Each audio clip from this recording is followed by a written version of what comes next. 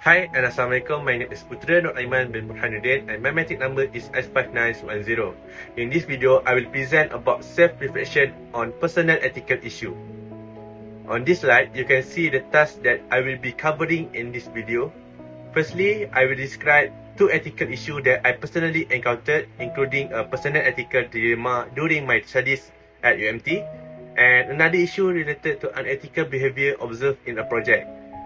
Then, I will explain the action I took to overcome the ethical situation in 1A, followed by suggestion for acting ethically in situation 1B. Let's start with my personal ethical issue. During my study at UMT, I encountered a personal ethical issue related to collaboration and fairness.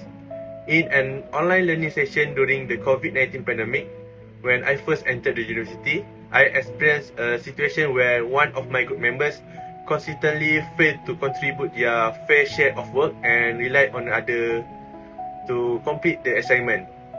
This presents an ethical dilemma for me as it involves an issue of fairness, accountability, and the importance of individual responsibility within a group.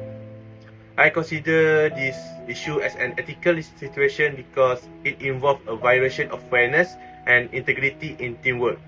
Collaboration and equitable distribution of responsibilities are crucial for successful group assignments.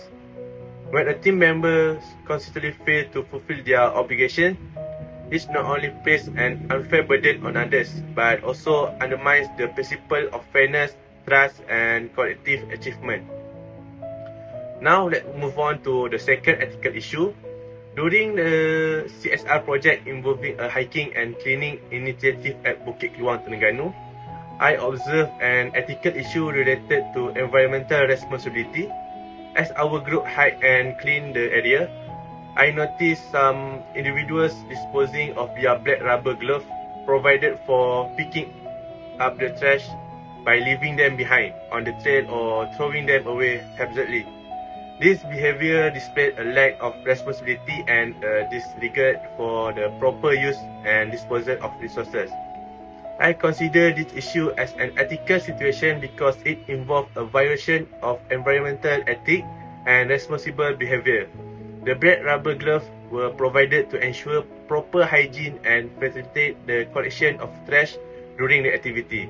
However, by carelessly discarding the glove instead of disposing of them correctly or reusing them, individuals demonstrate a lack of respect for the environment and disregard for sustainable practice. Now, let me share the action I took to overcome the ethical situation in 1A. Firstly, I approached the group members with empathy, seeking to understand their situation amidst the challenges of online learning.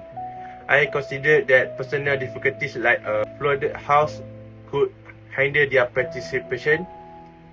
Secondly, I discussed the issue with other group members and collectively decided to assign low mark to the non-contributing member during the peer evaluation, emphasizing fairness and accountability.